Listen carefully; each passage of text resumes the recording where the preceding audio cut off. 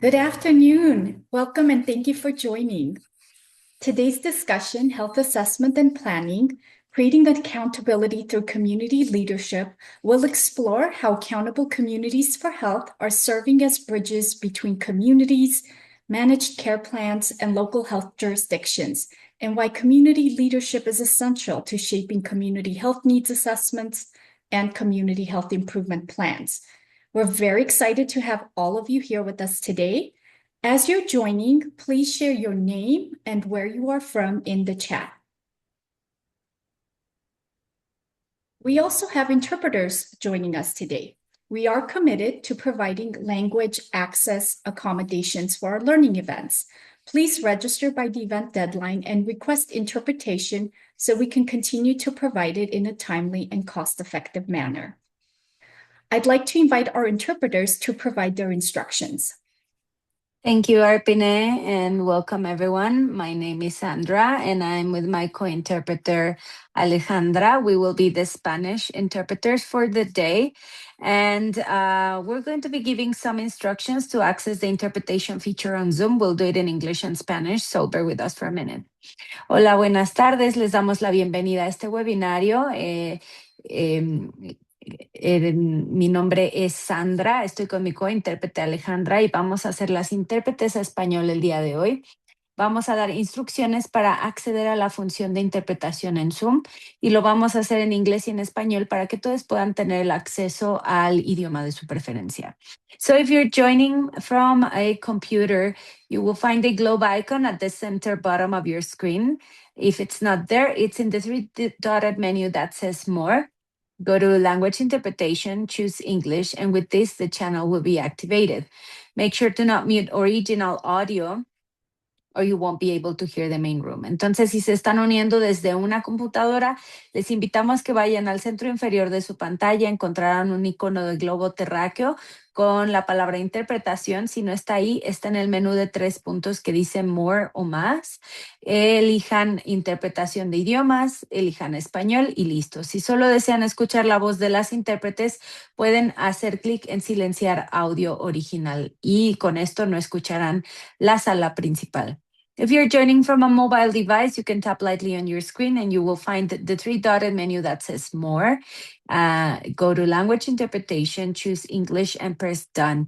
Remember, if you're joining from a phone call or a Chromebook computer, you won't have access to this feature. And also, please do not mute original audio or you won't be able to hear the main room. Si están en un dispositivo móvil, hagan un clic ligero en su pantalla y encontrarán el menú de 3 puntos que dice More o Más. Vayan a la opción Interpretación de idiomas, español y activar. Una vez más, si solo desean escuchar a las intérpretes, pueden silenciar el audio original y esto silenciará la sala principal. Y recuerden que si están uniéndose en una llamada o en una computadora Chromebook, no tendrán acceso a esta característica. Please remember to stay muted if you are not participating and to speak at a natural pace so that we can do the best rendition of the information. Recuerden silenciar sus micrófonos si no están participando y hablar a un paso moderado y regular para que podamos dar la mejor versión de su información. With this, we'll go back to Arpine. If you have any trouble accessing the feature, leave a message in the chat. Con esto vamos con Arpine y por favor, si tienen algún problema, déjenos un mensaje en el chat. Thank you, Sandra. Here are a few reminders for our virtual meeting. Please note that the participant's video are off by default and the participant audio is muted by default. We welcome your questions. Please use the Zoom Q&A feature to submit your questions during the webinar. A follow-up email will be sent after the webinar with the slides, recording, and resources. We're excited to have you with us and appreciate your engagement. And now please welcome our Executive Director, Rio Panares. Thanks, Arpine. Hi, everyone. Thanks so much for joining us today. We're really excited about the conversation we're going to have today on health assessment and planning, creating accountability through community leadership. I'm Rio Panares, Executive Director of the California Accountable Communities for Health Initiative, or CACHI for short. I am co-hosting this conversation today with my colleague, Jeremy Cantor, who is an advisor and coach for CACHI and has been involved with CACHI since its very beginning. And I want to also give a very special thank you to our speakers who will be sharing their experiences with us today. We're joined by partners from 2 of our ACH sites, so Health Action Together in Sonoma and Ventura County Community Health Improvement Collaborative. We'll hear from our ACH leads along with a number of their health system and plan partners. So stay tuned for an exciting conversation. Also wanted to just thank all of our partners. I see many of our ACH partners from other ACHs across the state. Thank you to all of you who are carrying forward the work every day on health equity and engaging communities. We are in unprecedented times. We are continuing to face new challenges to the core principles of our work and even our nation. And what's giving us hope is that we're continuing to see communities step up and care for one another, care for their neighbors. This lifts up even more the importance of true community leadership, of listening to communities and planning alongside communities and community residents. So at CACHI, we really want to just shed light on the great work already happening in communities across the state and on some of the innovative strategies that are really building collaboration, resilience, all of which we need so much right now. So next slide, just a bit about CACHI. We started in 2016 as a funder collaborative that came together to bring and pilot the Accountable Communities for Health model to California. We started with 13 sites. It has since grown to 36 ACHs with state funding through CDPH. We have foundation partners that are at the table, namely the California Endowment, the California Wellness Foundation, Blue Shield of California Foundation, and Sierra Health, all of which serve to fund core operations and webinars such as this. Our role at CACHI is to not only provide funding, but provide technical assistance, coaching, and support to develop ACHs, but also really facilitate the learning community, bring ACHs together, and lift up local lessons and what we're hearing in the ACH network and within the ACHs to a wider audience, such as through these webinars. Our vision is that every community has the infrastructure and power to shape policies and systems through lived experience, leadership, and wisdom. And our mission is really to lead a movement to transform health systems through community-driven multi-sector partnerships rooted in the ACH model. Now, a little bit about the ACH model itself. Next slide. An Accountable Community for Health is a cross-sector partnership that builds the infrastructure for equity, meaning it's really meant to provide a durable structure where systems and communities come together and share power to address the root causes of health inequities.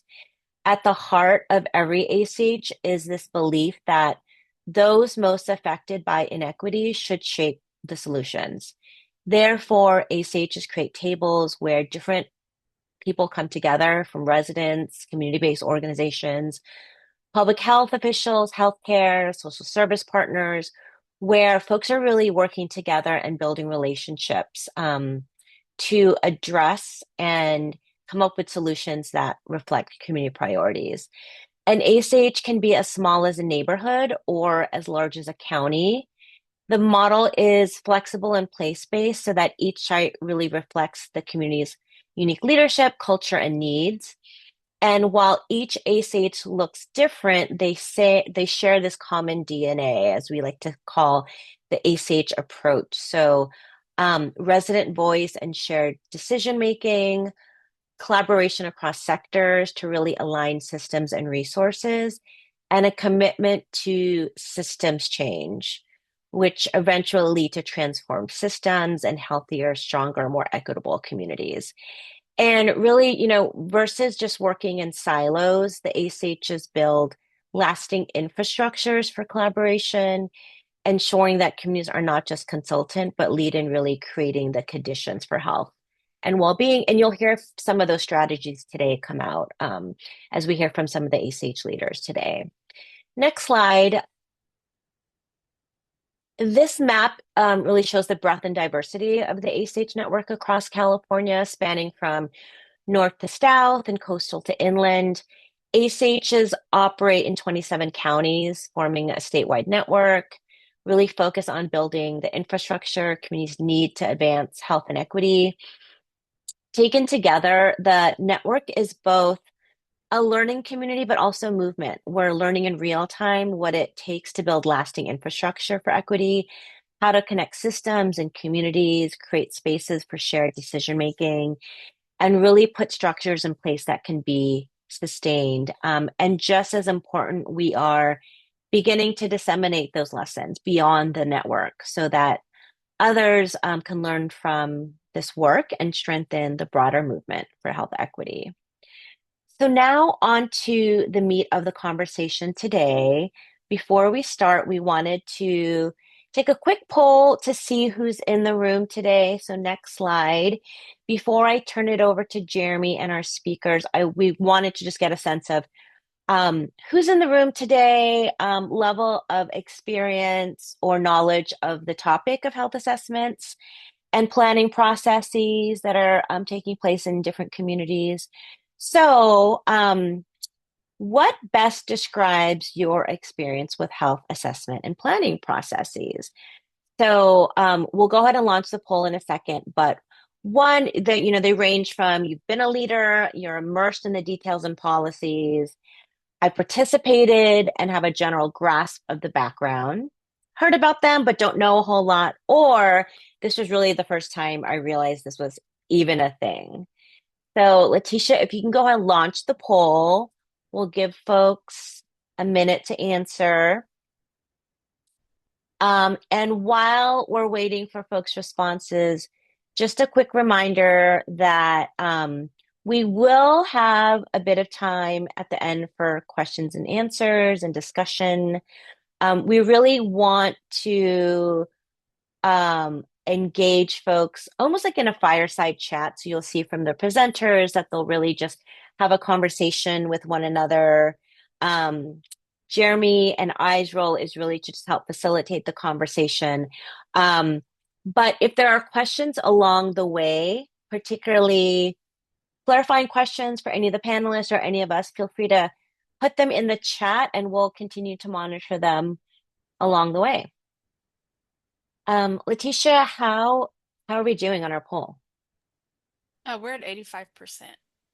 Oh, that's pretty good. Why don't we go ahead and see the responses?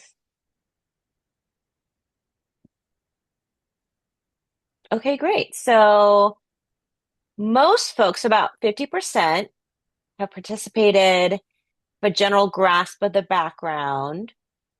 And then, some folks are even a leader, immersed in the details and policies. We're going to expect questions from you all in conversation. And maybe you can share what you're doing in your communities if it's not represented here on the panel. Great. This is a great subsection of folks. So thanks for sharing. And with that, let me turn it over to Jeremy. Great. Thanks so much, Ria. And it's great to see all of you. Thanks for being here. You never know who's going to show up, and we've got a really great turnout. It's sort of like a good party from my perspective. I see a lot of familiar faces and friends, a lot of CACHI participants, and also a lot of new folks, which is also exciting. And we've got a pretty good representation from outside California, and that's cool too. So hopefully we'll see some of that, hear from some of you and your experiences as we go. As both Arpane and Ria said, please don't hesitate at any point. We're going to be watching the Q&A, watching the chat. We'll try and work that in and really make this as much of a dialogue as we can. it should be really a fascinating conversation. So I know we've asked you to stick around. Our normal webinars are an hour long. We made this one an hour and a half. And that's because it's not really, sometimes webinars are presentations about a tool or some research, and it's kind of like there's a finite set of stuff to share and it's a little more didactic. This one is really very much a conversation.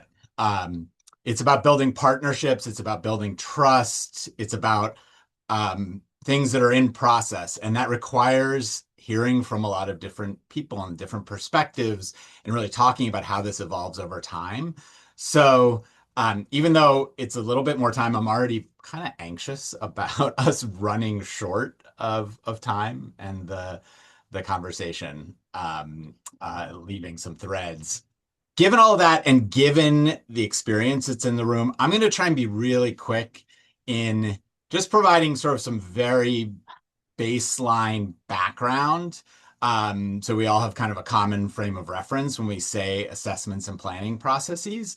But I know you didn't come here to hear me ramble, so I'm going to do that really quickly. We're not going to be diving deep into the policy and regulation. There's a lot going on. I'll allude a little bit to some of that. Definitely, if you have those sorts of questions, chat them in. We'll either try and respond, point to resources, or feel free. You can email me, and happy to have a follow-up about some specific stuff that's happening in California. Okay, next slide.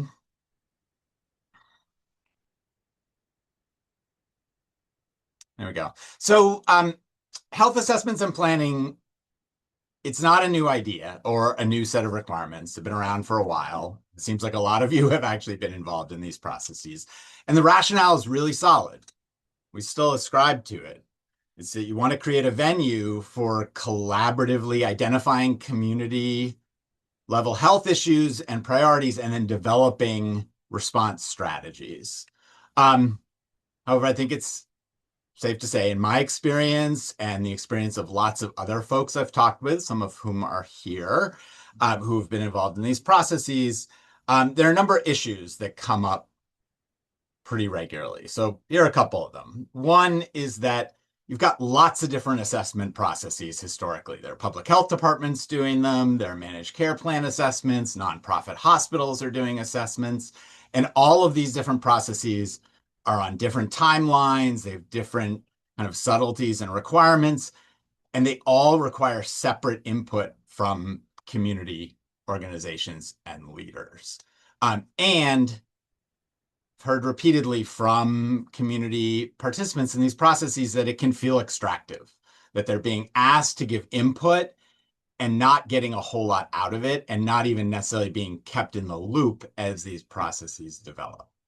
So there's an uncoordination and sometimes an extractiveness to it. Secondly, there are sort of pretty fixed requirements around doing the assessment and producing some sort of plan. The implementation is a little bit fuzzier.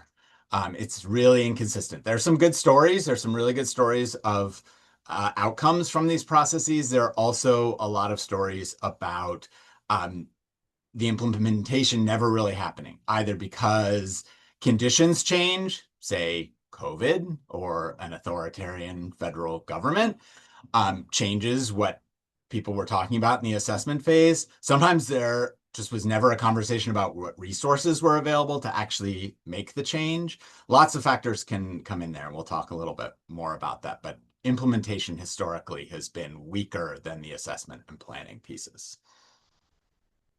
Next slide. So there's a lot going on in California. Again, I'm not going to dive deep into the details, but it's sort of, there are some attempts to address some of these issues that have arisen in these processes historically. So we're in this first phase, this kind of 24 to 27 phase, where there are assessments happening in counties across the state. They're going to continue to happen, and there is a requirement that now managed care plans work with public health departments on those assessments. But they're going to happen in sort of different timing and on this existing cycle. Then the intention is that in 2028, there is this statewide alignment, and we're going to start having this kind of clean 3-year cycle of assessment, planning, and ideally implementation in all of the counties across the state, with managed care plans and local health jurisdictions doing that in partnership. At the same time, there is a lot of work happening in terms of restructuring and planning in behavioral health. That is also supposed to come into alignment with this assessment and planning process. So that part is also happening starting right now, 2026. And we also have a new state initiative that requires managed care plans across the state to take a percentage of their profits and reinvest it into their communities in alignment with this health assessment and planning process. So a lot of different pieces happening. Again, we could do an hour and a half just on this. We're not. But this is sort of background, right? We're at this kind of inflection point, moving from this lack of coordination, lack of implementation, to an attempt to align and get to more concrete collaborative outcomes. Okay, let's go to the next slide. So here are just a couple of resources. There are lots more, but I'll put this in just so we have it in the slides. When you get the slides, these are some of the core documents that lay out these different processes. Next slide. Okay, so looking at all of this different policy and regulatory language, there is a consistent rhetorical focus on what in California has been termed the imperative of community partnerships for lots of reasons, but some of them are that we can't really build this effective assessment planning implementation cycle without community partners and leaders at the table to create accountability. Also, to sort of ground truth the process. How do we know that the assessments and the planning and the implementation actually align with the things that community members care about? We have to have them at the table in a meaningful and sustained way. And lastly, as conditions change, as we're seeing, community members and community organizations are a crucial partner to adapt and to bring really all the resources that are available to bear on the priorities and issues that we're seeing. That's just going to have to be the way we operate. That kind of infrastructure that is, not once every 3 years we have a conversation, but that it's continual and it's really setting a table for collective problem solving is seen as absolutely crucial. But we also know that these partnerships don't just happen. They take an enormous amount of intention and care. And that's really what we're here to talk about today. So I'm really excited, if we go to the next slide, that we have teams from 2 CACHI sites where there are strong partnerships with a community partner, a community organization, a local health department, and a managed care plan working together to steward an assessment planning implementation process. So, this is as there's so many moving pieces, these are partnerships in process. So it's all going to be messy. And that's sort of what we're going to lean into today, is talking about the process and the messiness of building trust and partnership that is effective in 2 places in the state. So with that, I'm not going to introduce everybody. We're going to ask everyone to introduce themselves when they come on to speak for the first time. We flipped a coin. We're going to start in the north with Sonoma. So with that, I'm going to hand it over to Zara Pertz-Nash from Sonoma. Great. Thank you so much, Jeremy, and to the whole CACHI team for the opportunity to join this panel. Hello, everyone. My name is Zara Pertz-Nash, and I'm a part of the backbone team for Health Action Together and Sonoma Connect, the Sonoma County ACH. And I'm also the team member who engages with the local health jurisdiction and managed care plans at our collective CHNA meetings, some of whom are joining me here today. So I will go ahead and provide a bit of background on our position in the CHOT-CHIP process. As an ACH, we were in a unique position as we were developing the Agenda for Action report, a community-led report with qualitative data of community experiences in Sonoma County. The timeline of the Agenda for Action was parallel to the county CHA-CHIP. So while the CHA-CHIP could not be directly informed by the data expressed in the Agenda for Action, we were lucky to have a liaison like Lori, who you'll get to meet, in the County Department of Health Services to keep the principles and framework of the Agenda for Action in mind throughout the process.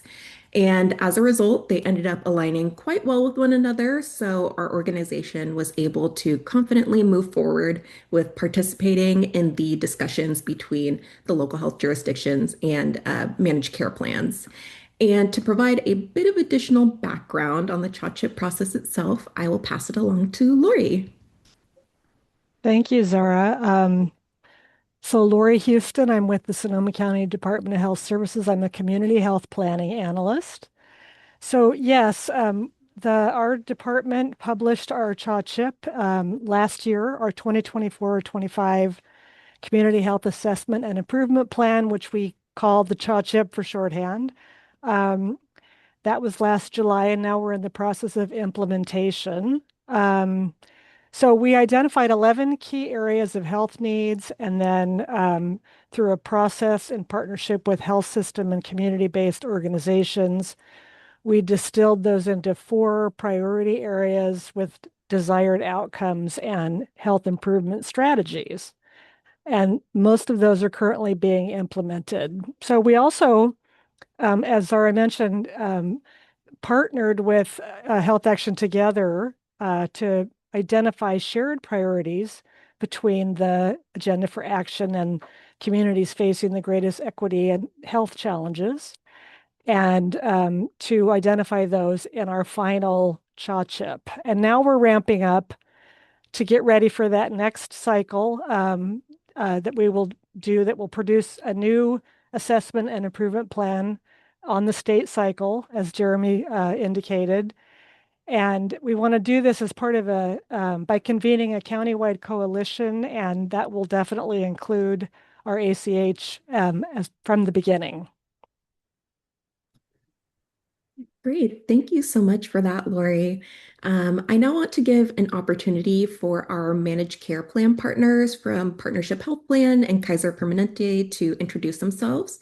And I'm wondering if you could both also provide a little bit of context as to how your organization ended up playing a role and who are the partners at the table that come from your organizations to attend these meetings. I'll take over the baton. Hi, everyone. My name is Lily Marino. I work with Partnership Health Plan of California. I'm the Community Health Needs Liaison, and my role is in the name. Part of this work that we collaborate with the county and Health Action Together originally started already with us. We initially participated with our local health jurisdiction in all our regions with our regional leadership. In the past, they tended to support day-to-day needs from local health jurisdictions and really involve themselves to make sure they're in tune with our local health jurisdiction. But my role was specifically designed and created to be an additional support to our local health jurisdictions. And because, this requirement came in about aligning our PNAs with our county's CHAs and CHIPs, in addition to supporting them in administrative activities or data sharing or in-kind resources. Really, my role is to liaison all those needs with our county partners and Partnership Health Plan. That's all. Thanks, Lily. I'll take it from there. Hi, everyone. My name is Lindsay Ball. I'm a population health management consultant for Kaiser Permanente the Medi-Cal health plan specifically, you may have heard of like Kaiser Foundation Hospital or the clinic systems, and Kaiser actually has a health plan structure as well. And so I represent specifically the Medi-Cal health plan. I was actually plugged into this work at the inception of the Department of Healthcare Services requirements at the end of 2023.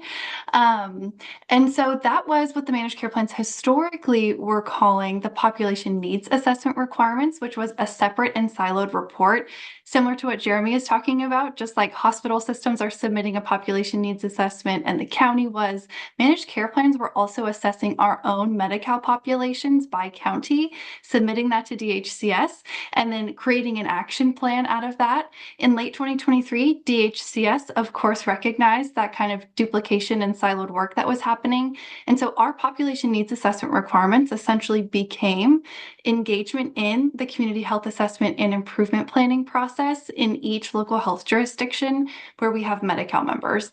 And so we are actually now engaging, instead of submitting a managed care plan population needs assessment, we now engage, and especially with our partners here in Sonoma County, with the Department of Health Services here and Health Action together, to figure out how the managed care plans really, are a conduit to support the community health assessment through data sharing and all of that, and also how we can have shared strategies in the improvement planning process as well. So how can we be owners and stakeholders in that process moving forward?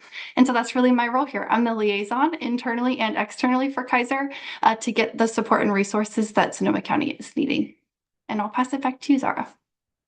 Great. Thank you so much, Lily and Lindsay.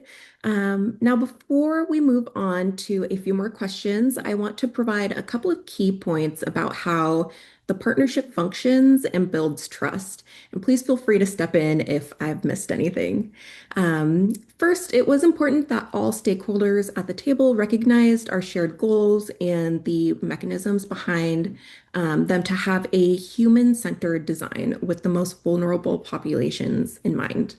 We also wanted to ensure we were aligning with stakeholder feedback and data that was already available through the historical work of Health Action Together and the Community Health Improvement Plan published by Department of Health Services, in addition to data from our managed care plan partners.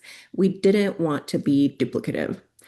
And the MCPs have been great about coordinating around DHCS, Department of Health California, requirements by creating mechanisms that are meaningful and impactful to Sonoma County specific health needs. It also just took a while for us meeting regularly, having conversations where we bounce ideas off of each other, and being honest about our positions and capacity to build trust. For our ACH, that was particularly important, as at the same time, we've been building trust with the community and wanted to ensure our partnerships could honor that. So now I will go into a few questions for my fellow panelists about how they work within their organizations and partnerships. First, how did you come to represent your organization in this process, and what's the experience been like? And we can start with Lori. Thank you. Department of Health Services here in Sonoma County was actually for many years backboned a multi-sector health collaboration that later became the Accountable Community for Health for Sonoma County. And I was part of that backbone effort and staff for my organization. And it was through that work, actually, that and the evolution of that collaborative and being part of the CACHI cohort, the original cohort, that we partners collectively recognized the need for the ACH to be held independently of the county, although still in partnership with us. And then as part of that transition, my organization designated me as a staff liaison to the ACH. So then when I stepped into managing the CHNA process on behalf of DHS, we had already decided as part of incorporating community voice and priorities into our CHNA that because of the parallel work with the Agenda for Action, it made sense to not do our own community engagement, but to partner and incorporate and identify those shared priorities. Great. Next we can move on to Lindsay. Zara. I think since I kind of gave an overview of how I got plugged into this work, I'm definitely going to move into the experience. Like, what's the experience been like engaging? Health Action Together and Sonoma County Department of Health Services, I think, had a really great and robust relationship already. And so it was kind of bringing in and helping educate. For the chat, right? We all have these different acronyms and we all have we basically speak different languages. And so it has really been a great trust building and relationship building experience to plug into an already existing Health Action Together and Sonoma County relationship. And so that's actually, I know we talked about having started these requirements at the end of 2023, but it's really been a year and a half of getting plugged in together and moving the work forward. We meet monthly specifically around managed care plan and integration into the CHNA process and Health Action Together's kind of assessment processes.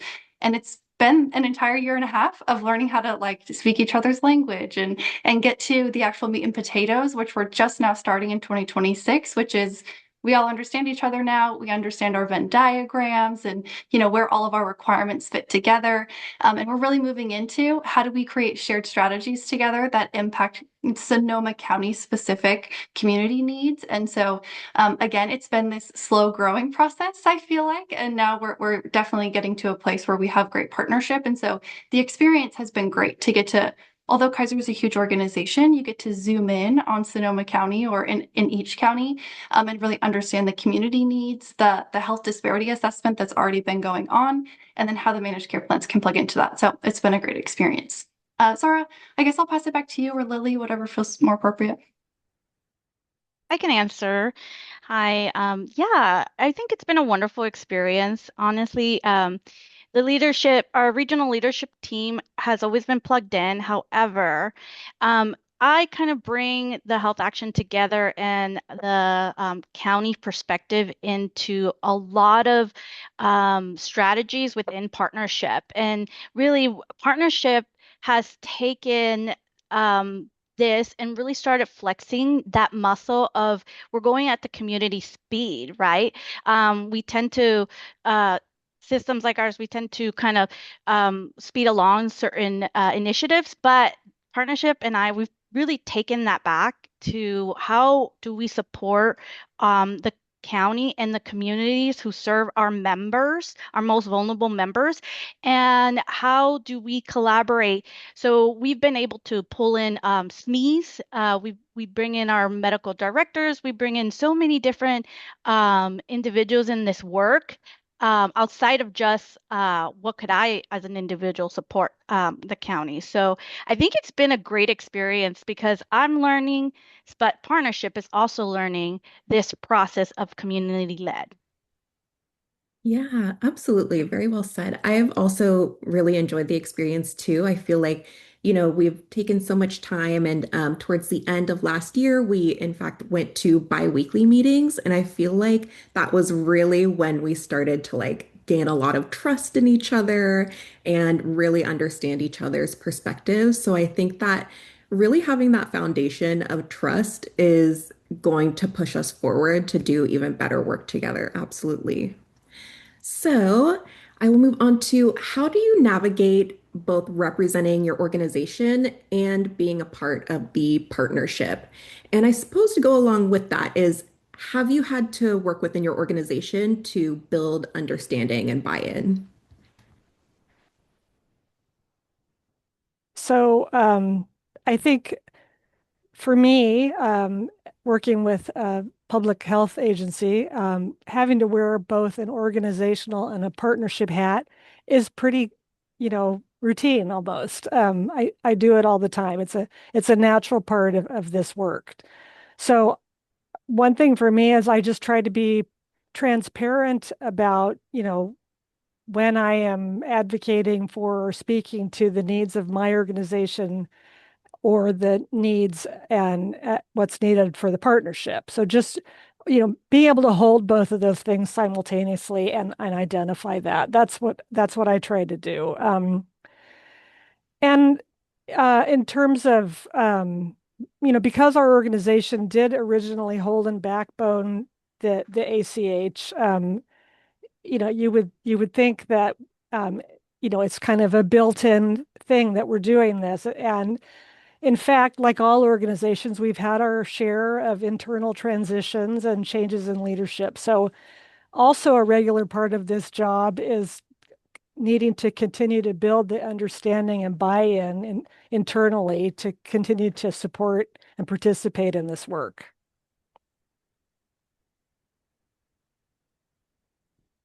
Great. Go ahead, Lindsay. Thanks, Zara. So what I will say, I know that we've talked a little bit about what my role is, just in terms of what I'm doing for Kaiser and for our organization kind of here, our collaborative. What I want to highlight in terms of our role, for sure for Lily and I, is the behind the scenes managed care plan collaboration that's required in order to move partnership and collaboration forward with the local health jurisdiction and the ACH. My goal as an external partner is to really reduce administrative burden. So there are some requirements from the Department of Healthcare Services of managed care plans that we supply data, that we supply funding, that we meaningfully participate in activity. And so really the behind the scenes of that is that Partnership Health Plan and Kaiser Permanente Medi-Cal line of business have to be in sync and aligned on how we're communicating to the local health jurisdiction. And so beyond just meeting monthly here with our core team, we also have monthly check-ins between partnership and Kaiser. So there's kind of that relationship and trust building across the managed care plans too, outside of just creating our trust and partnership, in the county specifically. And then internally to create some leadership buy-in at Kaiser, that's also my role, kind of playing the same two roles that Lori talked about, which is that internal kind of guiding. I don't know what to call that, but I'm guiding the strategy here for Sonoma County and also our external partnerships as well.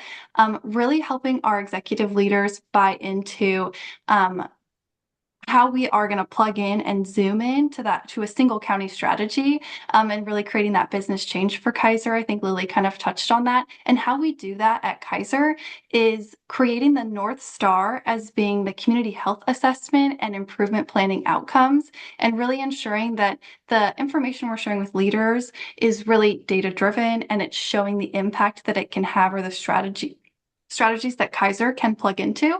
And so that really helps us get leadership buy-in. And then we can move into, and what strategies overlap with Kaiser's mission, vision, and internal goals. And that's where we really create great traction. Some of those things to highlight are like access to care, CHW benefits, community health worker benefits, and, kind of like well child visit prevention and things like that. So we were able to find these really great touch points that all of our organizations were interested in. And then I moved that work forward internally to create some of that internal buy-in. Thank you, Lindsay. I'm glad you brought up our own partnership as well, like our own collaborations between MCPs, because the way I've explained it to others, it's like we're combining powers, right? We're not here to like just, be on the ground, but we're here to support together and address the actual needs of our population as a whole. So I think that's a great highlight, Lindsay, that you provided this team. And then, additionally to me, what's nice about my role is I hear what the community is saying and what the specific needs are. And partnership allows that to bring it to our leadership, and our leadership acts upon the ways that is needed. We make sure that we sustain accountability to how we support our communities and our members. At the end of the day, our members are the ones that are in the community and are impacted by this work. So I gotta say, my organization has been really good about buy-in, and they've been really supportive of my feedback on how we can support Sonoma County. Yeah, thank you so much. I think you've all been really great champions of the work. And in our meetings, seeing people from the different organizations, it's clear that, there is this drive to put community needs first. Absolutely. And I can see that we're running a little low on time, so I'll ask this question last. And we've already touched on this a little bit, but from your perspective, what is the advantage of having a community partner helping to lead the CHACHIP process, and have any challenges come up? So I think, of course, it's just the additional and deeper and more diverse perspective that we all need as institutions. And then it's an opportunity also to sort of acknowledge, the less than desirable relationships or we've in the past with as far as harm to communities who aren't necessarily always been represented in decision making and policy making. So this is an opportunity to work on that. And then, of course, as we've been talking about, just building trusted relationships and connections with partners and community. And then, yeah, and then as far as challenges, I think, it comes down to as a public agency and an institution, we are driven by deadlines and cycles.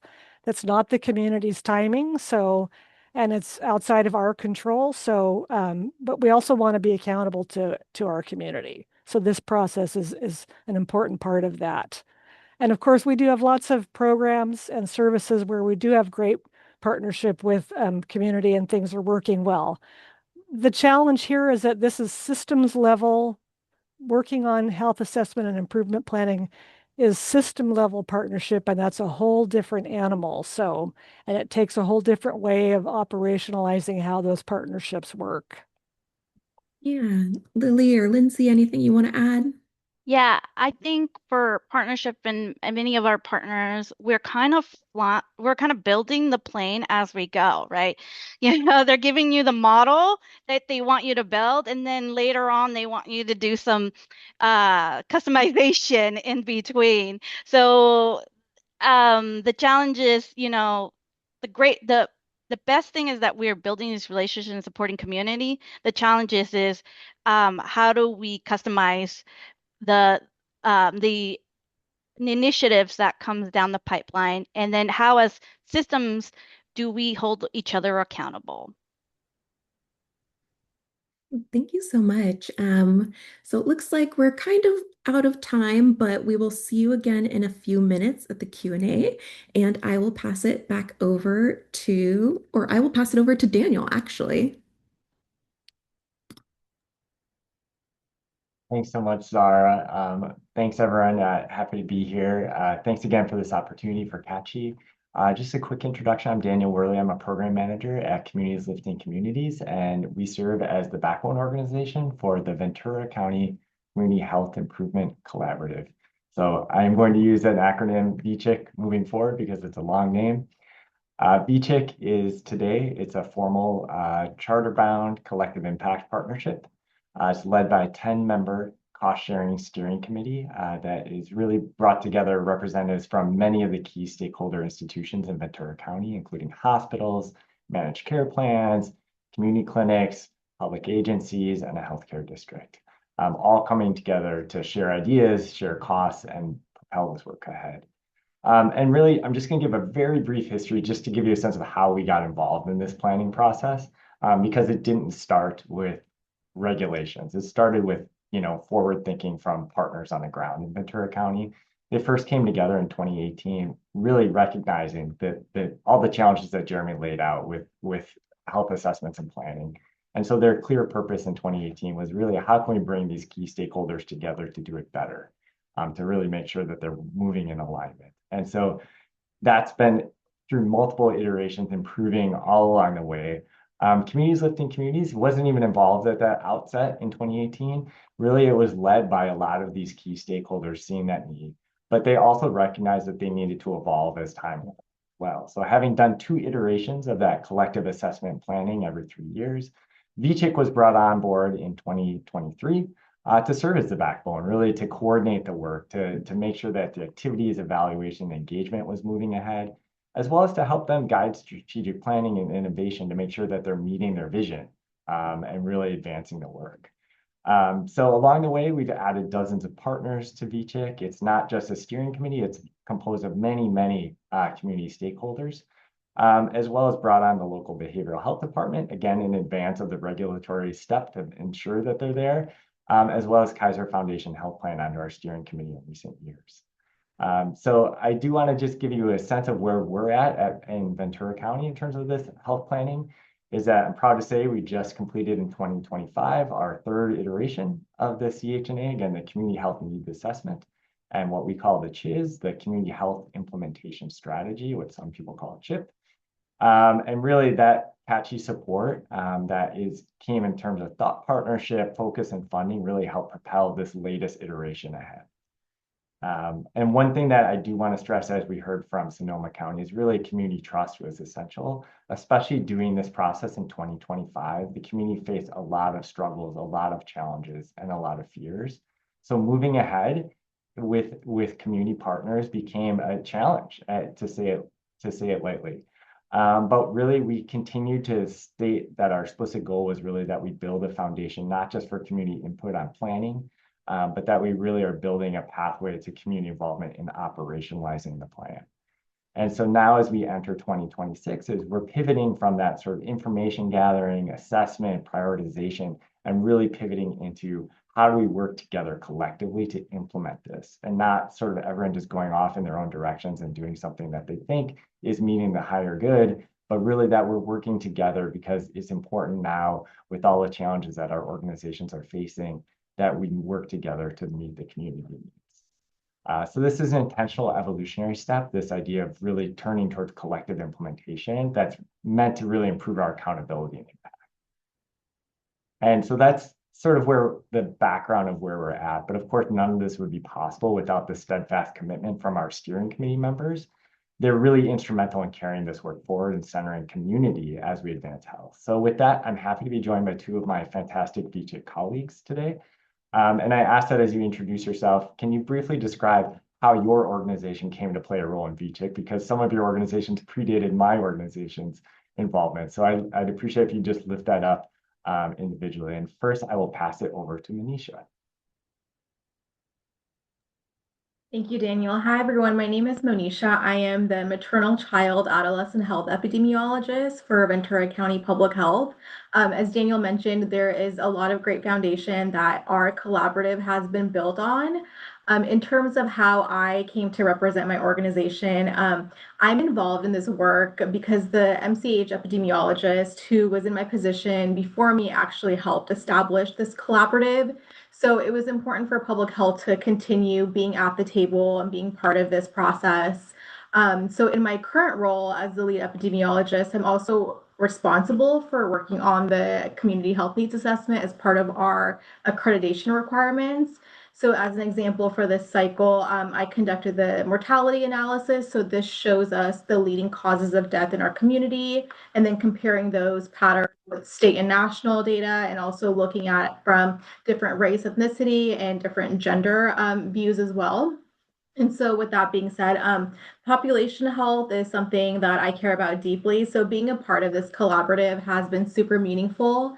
It's kind of hard to have a space where we have all of these hospital and clinic administrators in the county kind of come together with a shared focus of improving community health. And so even more impactful in addition to that is being able to work directly with our community and to help elevate their voices through the CHNA, through the focus groups, which really the CHNA really serves as the centerpiece of our work. Thank you so much, Manisha. And with that, I'll pass it over to Jillian. Thanks, Daniel. So my name is Jillian Stuckey, and at Kaiser Permanente, I'm our Medi-Cal local engagement lead. You've already heard from Lindsay Ball, who is another representative from Kaiser Permanente. And my role within the population needs assessment work, or the PNA work, is often what it's called at the health plan level, is very similar to Lindsay. So we have a lot of overlap in our job description, and we are both called out by our organization specifically to participate in this work at a community level. However, our roles do have some variance. So I feel very fortunate that I do have kind of more of an explicit expertise in Ventura County, whereas Lindsay has some really great breadth of knowledge into some of our knowledge across our 32 counties. I'm really specific in Ventura County, and my Ventura County portfolio is a little more expansive. So I'm able to kind of interact across a different kind of engagement sectors in my role, which has been really, really helpful, I think, specifically in this work. For example, I am on point at Kaiser Permanente also for our Behavioral Health Services Act engagement with our county partner. So that's just one kind of level of experience that I'm able to bring to this work. That's fantastic. Thanks, Jillian and Manisha. And so you get kind of the sense of the scope of their work, but also the different phases in terms of when their organizations came into this process, public health being sort of the originator of this idea of VCHIC, and with Kaiser Foundation Health Plan really coming in towards the end of the cycle, but each making a valuable contribution. So I think someone had asked in the chat, like, how do you get that started? The groundwork for bringing Kaiser into this was long in the making. So that didn't just happen overnight. It's not that Jillian just all of a sudden showed up one day. So we know that it takes work, but I will say that this sort of foundation that the public health department and other key stakeholders laid made it easier. And again, having a backbone sometimes helps in that as well. So I do want to keep us moving along. So I just want to ask, both of you work for large organizations that are, as we heard, obviously, Jillian, you have a lot of commonalities with Lindsay, and I'll first turn to you, Jillian. How would you say that you help navigate sort of this work forward as part of a large organization? Because I think sometimes we think, oh, we just need the right partners from an organizational viewpoint to be at the table, but sometimes it's not that simple. You need the right people as well. So how do you navigate that, and how do you work within your organization to keep this work moving forward? Yeah, absolutely. I would say a lot of my work internally that kind of runs parallel to my work externally with my, other stakeholders and partners. It's actually quite large. So I'm talking with our community and government relations team. I'm talking with our, more on the ground, like medical office partners, since we are kind of that integrated health plan system. I'm talking to our community health team as well, which is another kind of interesting kind of internal stakeholder we have, because we have the hospital system as well. So we have other needs assessments also coming out of that process. So it's how do we find the buy-in internally to have them read in on this process. And I do think that there are a lot of benefits that we are able to broadcast internally of having them read into this process. For example, finding that overlap with our community health assessment internally with this bucket of work. And, I think that alignment really helps us reach those goals together. And I'm able to say, hey, the county is also working on this goal. What a happy coincidence. What if we shared X data and kind of narrowed this down for this specific metric? Because if we're both measuring the same thing, that is really helpful. So a lot of kind of smaller pieces. Yeah, but I think it really is kind of in summary, figuring out how to package this information to help your internal folks understand why it matters to them.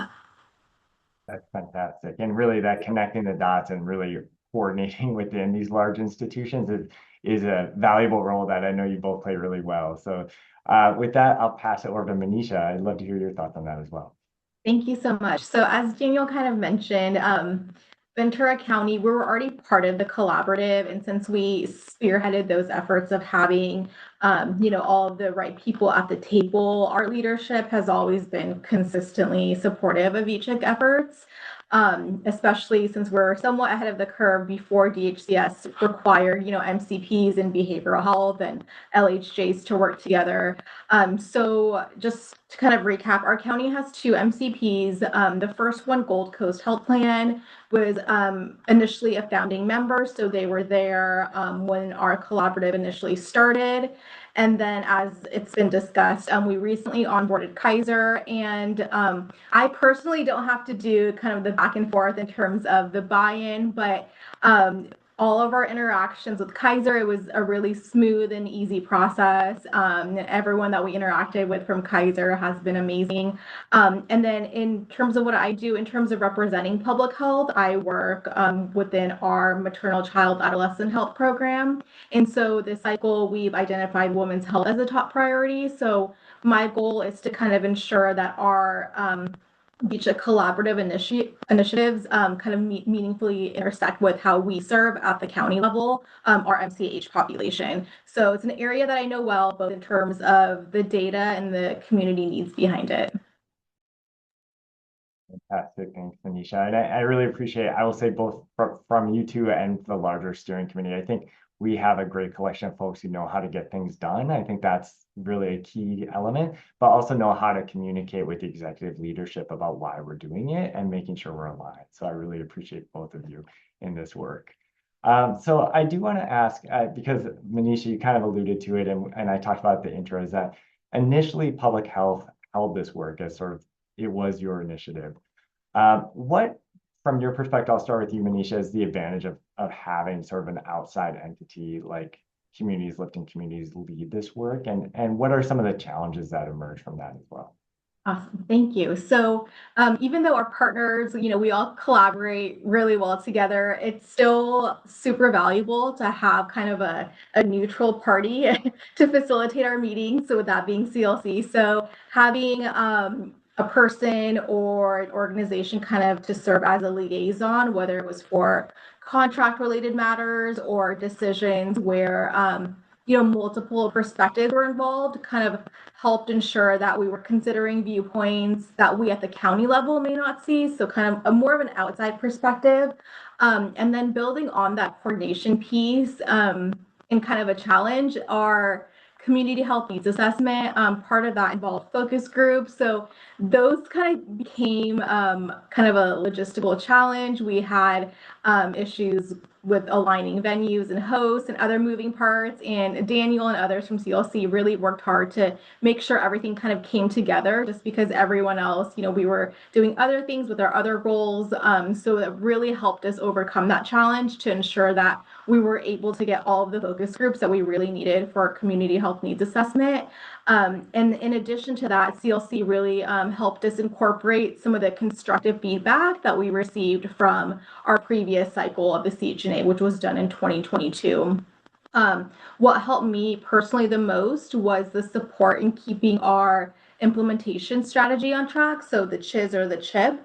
Our plan was kind of uniquely structured. So the measuring the progress was kind of difficult, but the CLC team really stepped up and ensured that our partners were consistently reporting out on their activities and really put together a nice summary that stemmed from the 22 needs assessment. That way we kind of have something to look at to see all the progress that was made from the last assessment. So thank you, CLC. Thanks, Manisha. And Julian, I know as a newer member, but someone who's seen it in other jurisdictions and some that maybe don't have a backbone or a third party doing this work, from your perspective, what is some of the advantages of that? Yeah, I would say I love having a backbone organization. I'm in 2 other counties, and I think it has been really helpful, I will say. As many of you may know, Kaiser Permanente is across 32 counties, so we do have the opportunity to see kind of how this process looks across different areas. I would say 2 of the biggest things that I've noticed as benefits from having a backbone organization would be, 1, it really helps us center on community. I would say. I think that each of us as organizations, and I will say, health plans can be guilty of this, is we have a lot of our own internal checklists that we are running, whether that be, our community health needs assessment work, whether that be our population needs health assessment work. And we often have different, measurements going at the same time. And I think that having a backbone organization really helps us braid in relation to the overall mission of serving the community. And that also helps create a more equal footing, I would say, when an organization also comes in like a community-based organization. They also have goals of supporting the community. And we want to make sure that we don't go in with these checklists and forget, some really important partners when you think about setting goals that help benefit the health of our communities. So I would say that is really helpful. I would also say it's been really helpful helping us get over this hurdle of the planning process into the implementation. That is a hump, that is just an inherent challenge, I would say. And so I think having someone that kind of serves as that catalyst to get us over that hump in a kind of accountable way has also been very useful. Thank you, Jillian. That's well put. And it takes us to our last question. I know we only have a few minutes left for this portion, but and I'll pass it over to Manisha first. As we make this transition, because this is something that really CACHI helped propel, as well as really this transition to implementation, to operationalizing it, to overcome the challenge that Jillian said, that Jeremy alluded to at the beginning. What do you think? I mean, we know that the transition to implementation is challenging, but what are your thoughts as we make that transition in 2026? I mean, in many ways, our steering committee was aboard. I would like to think that CLC helped foster that, but I know our steering committee really had to buy into that transition. So, Manisha, I'd love to get your quick thoughts on that.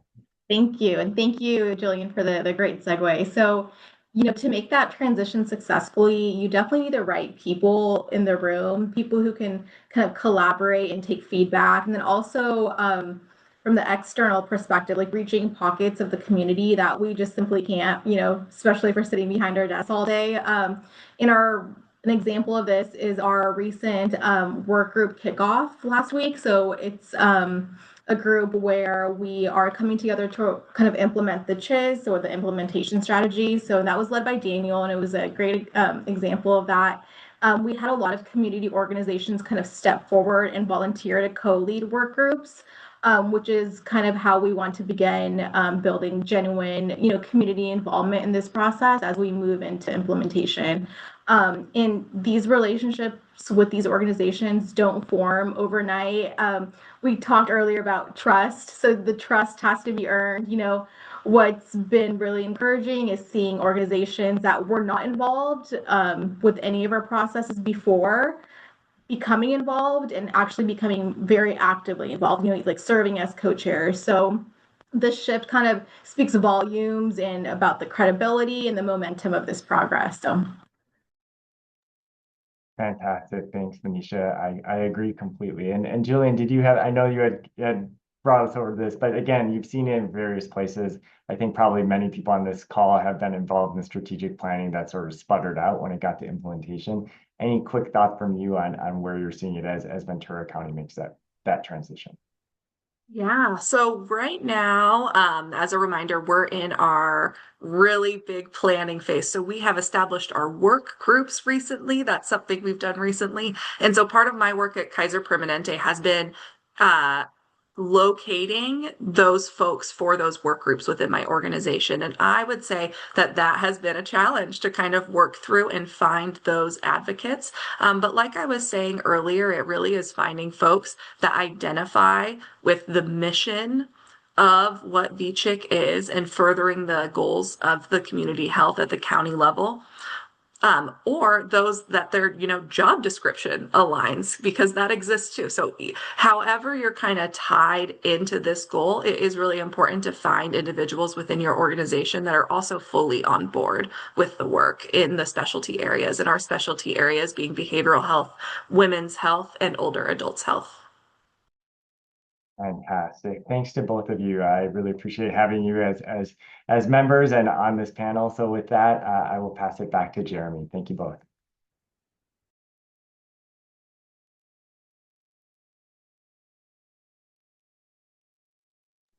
Hi, everyone. Thanks for those great conversations. I love the conversational nature of all of them. Thank you to Sonoma and Ventura for really sharing your experiences with us. We now have about, I feel like 20 minutes or so for a good conversation. So let me invite all the speakers to come back on camera. And we're hoping to kind of keep that conversational vibe going, and really have a conversation with all of you now. There was one question that came up in the chat from Gemma Zumal. You all talked a lot about your partnerships, and a bit about how they were formed, how they started.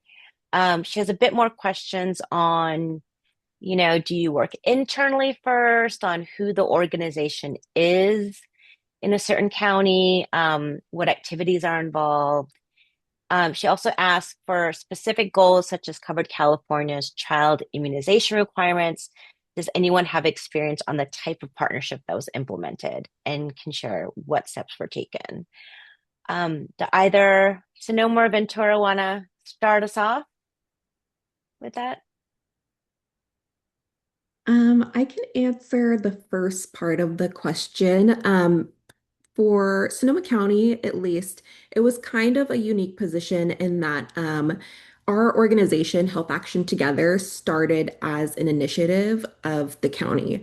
So we became an independent nonprofit in February of 2022. And so we already had those very deep connections in the county and a lot of people within the county who wanted to bring that work forward and push it into a place that just wasn't accessible in that kind of system. So for us, it was really just about leveraging those relationships that we already had. Great. Thanks, Zara. Anyone else have anything they want to? I'll just say quickly from the Ventura side, and again, like the collaborative existed in many ways before the role that I play today existed. But I think in terms of how we decided, like internally, like if I understand the question correctly, I think it's important, of course, that you get the organizations that can move things in your jurisdiction. No doubt about it. You need them at the table. But as I said in our section, I think it's really important to get the right person in those organizations as well. Sometimes even starting at the top isn't the best place when I talk about a leadership hierarchy, because sometimes those folks make the final decisions, but they don't maybe have a great understanding of operationalizing some of the pieces that we're talking about. So I do think it is finding the right people within those organizations. I think the organizations are kind of self-evident, but I think finding the right sort of positions, as I think Manisha who said, like, or maybe it was Jillian, the right person who maybe has the professional requirement to be there. And again, that's a lot of people within some of these organizations, but then within that funneling, who is the right person who's going to actively play that role? And it can't just be someone who shows up at a meeting. It has to be the right blend of skills where they understand the community engagement. They understand that there has to be consensus. So our organizational blinders sometimes have to be taken off. And then it also has to be someone who can really work in a partnership. And that's not everyone who does well in an organization, but they need to be for this role. Awesome. Thank you. Manisha, I saw you come off mute. Did you want to answer this one, or are you getting ready for the next one? No, I just wanted to add on in terms of the first piece of the question.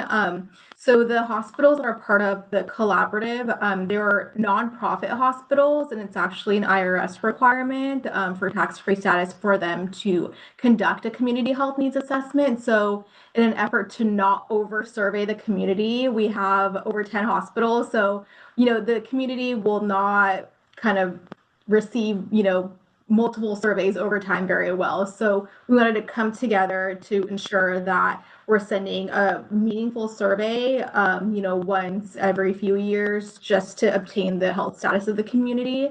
And that way we get valuable data, because if we over survey, we might not get a great sample from each, respective survey. So that's kind of where we started. We started with the nonprofit hospitals who needed to do the same thing anyway. And then for public health, we had to do it for accreditation requirements. Awesome. Thank you. It's great. Just one quick observation on this one. I think just to say, there are groups and coalitions that form around a very specific issue. And I think, Gemma, you mentioned childhood immunization. So that's one entry point. Whereas I think the two collaboratives we're talking about today have this much broader purview.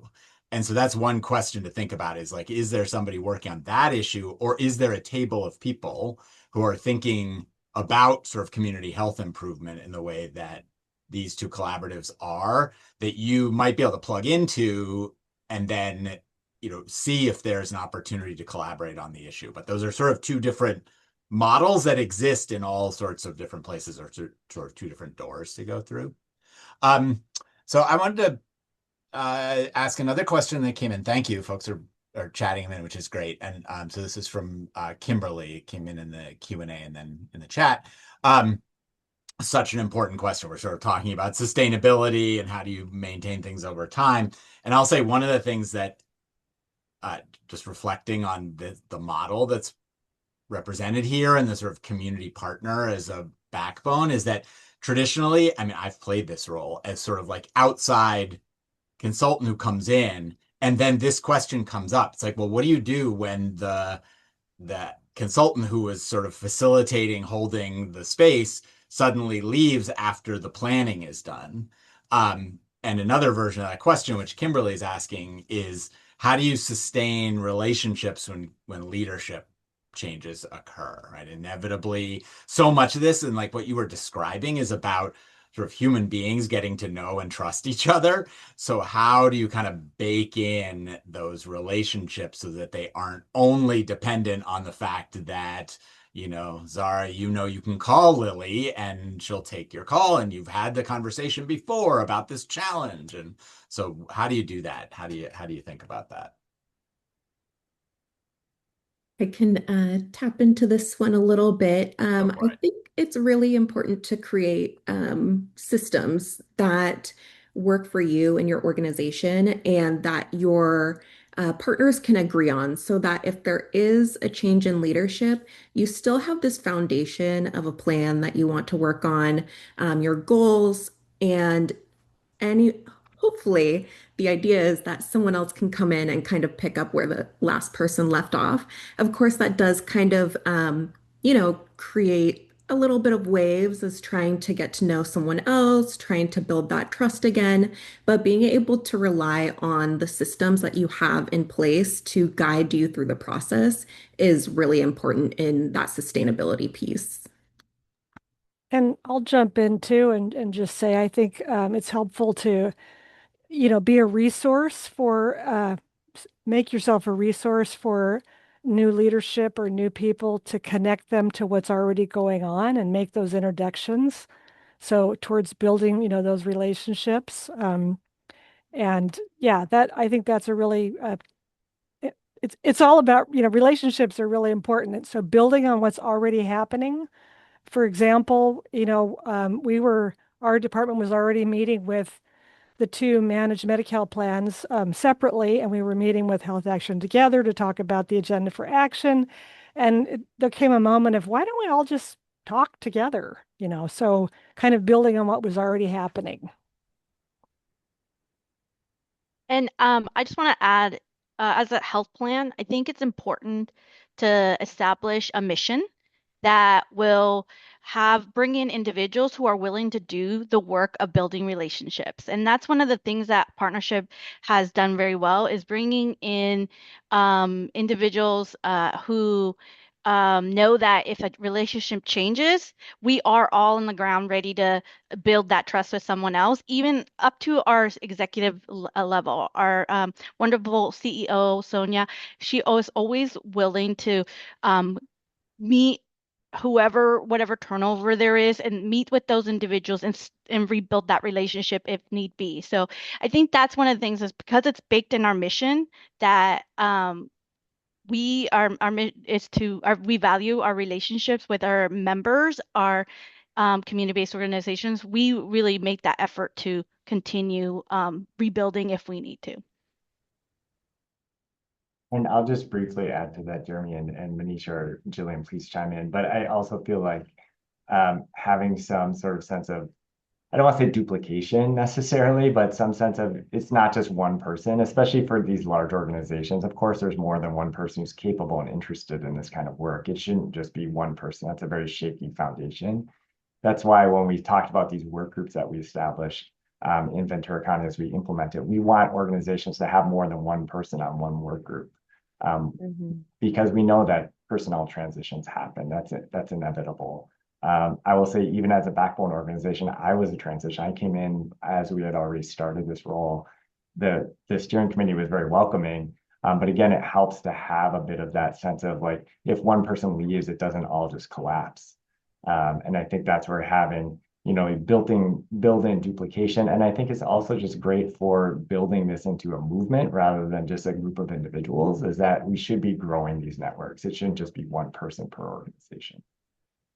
And just to add on, our collaborative, we've actually had to deal with this with almost every single partner at the table, a change in leadership. So, we were able to overcome that by also, in addition to what other folks have mentioned, kind of sharing the same common goal, which is the CHNA and the CHIs. So, we kind of figured out a way to ensure that we're welcoming and also kind of giving them some background in terms of how historically, but we've done every so far, and okay.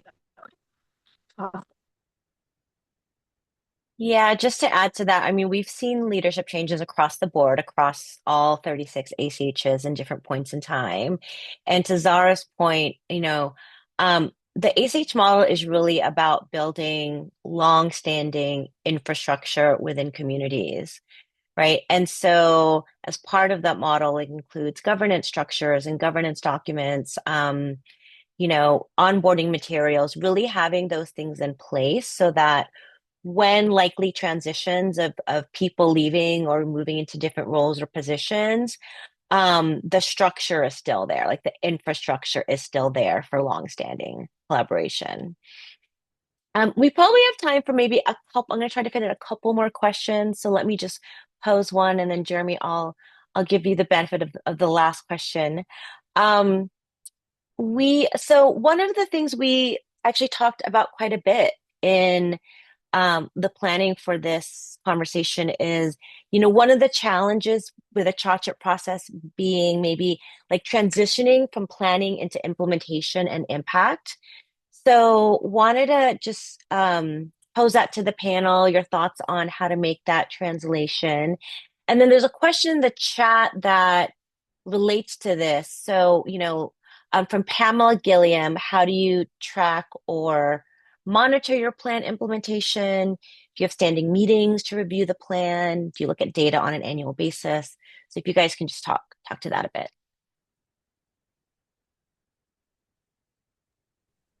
I hate to go first again, but Go for it. So transitioning into implementation, we are actually with our group, we are just at that point where we're really starting to ramp up getting into implementation. So it's really important, of course, like again, that foundation of trust and the infrastructure and a plan to do it. And then also ensuring that the time between assessment and improvement plan and the next cycle, that there is some cohesion to it so that you're not starting fresh every single time. We see that pretty often, especially with kind of like a 3-year cycle, that it's a whole new report 3 years later. And then everything from before kind of gets put on the back burner so that you can move forward on this new plan. But really thinking about how you want to, make that transition from one plan to the other so that it's cohesive in your implementation long term.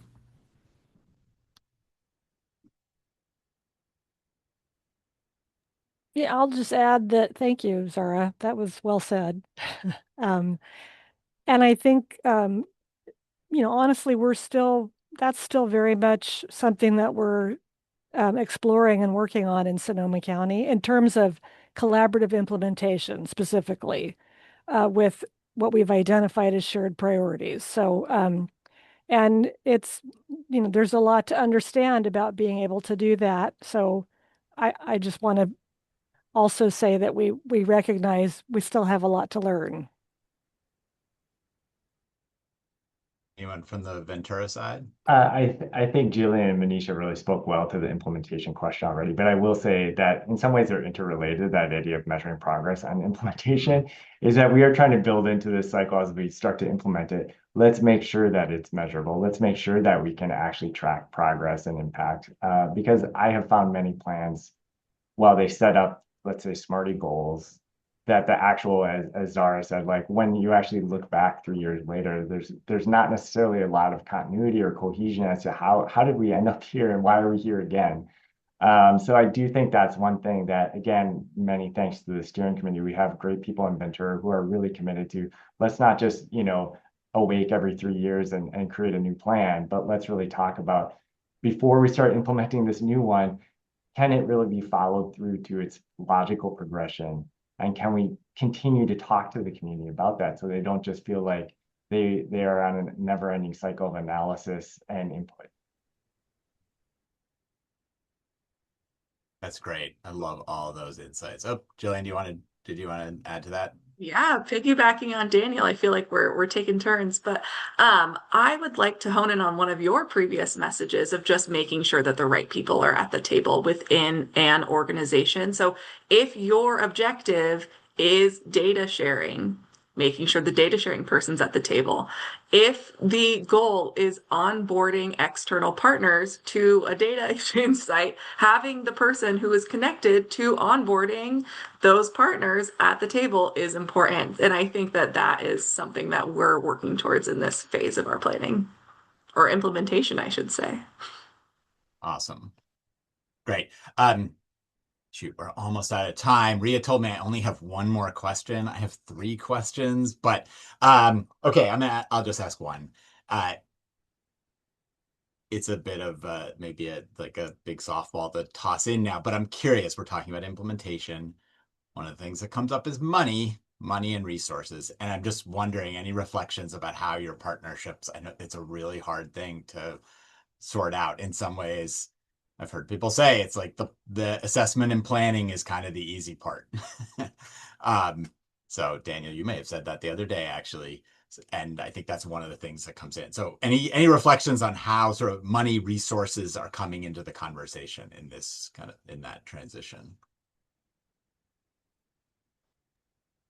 I will quickly say, I think it's sometimes the elephant in the room, and it's difficult to talk about honestly this is where across sectors and across partners becomes difficult because it really is about budgeting, what's coming down the pipeline, what is currently happening. I think that trust helps in those conversations, but we're in a very dynamic environment where a lot of the partners don't know what their organizational commitment will be, even to basic things like personnel.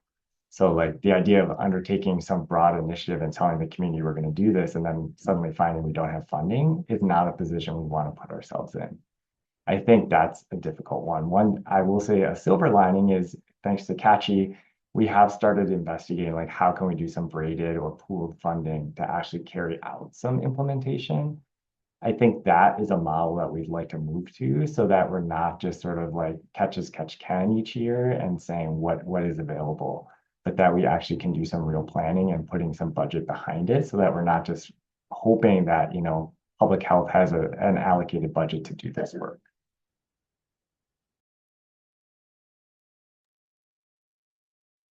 Great, thanks, Daniel. Anyone else want to touch that one quickly? Yeah, just to kind of piggyback off of Daniel, it is an elephant in the room, but I think it's really just important to head on address it. The question's going to get asked and it will never get answered if it's not put out there. And just being honest, like I said earlier, about everyone's capacity and what they can bring to the table. And that makes it clear kind of from the beginning where you're at and what can realistically be done in the space that you're in. And then, like Daniel said, finding braided funding and also making sure that our work in and of itself is funded, our organization finding funding sources so that even if we're not receiving funds from like public health and such, that, we're still moving our work forward and we still have those partnerships that can intertwine in places too. Awesome. Lindsay, you want a word on this one?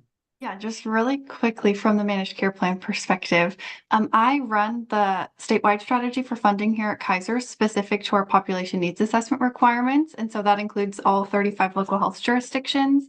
And what's really great about the Department of Healthcare Services requirements is that they understood that gap, I think, in how the planning process occurs into actual implementation. And so a requirement of the managed care plans in California, I just want to call that out because I saw some other states are on this call today, is that the managed care plans are required to provide resourcing through funding and in-kind staffing to the local health jurisdictions and or their backbone org. And so I think that's a really good kind of requirement to call out to the group that, we're moving through a shared process with both local health jurisdictions, their ACH or backbone if they have one, to really coordinate around how to best support them through administrative cost or, implementation strategy.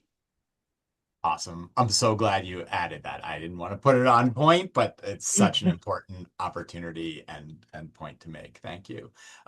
Okay, Ria, I'm going to turn it to you. We've got 70 seconds.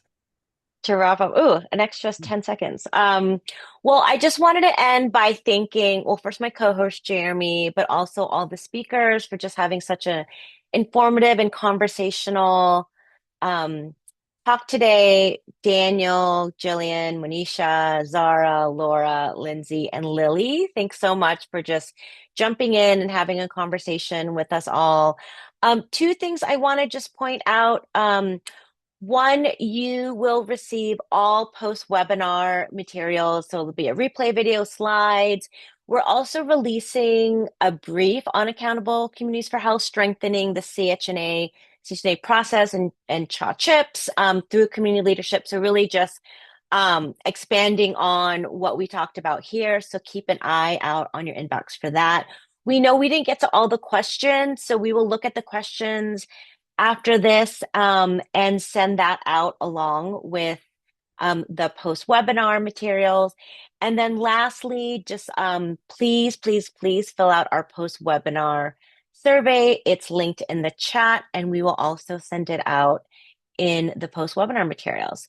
But thank you all for joining us today, and have a great rest of your day.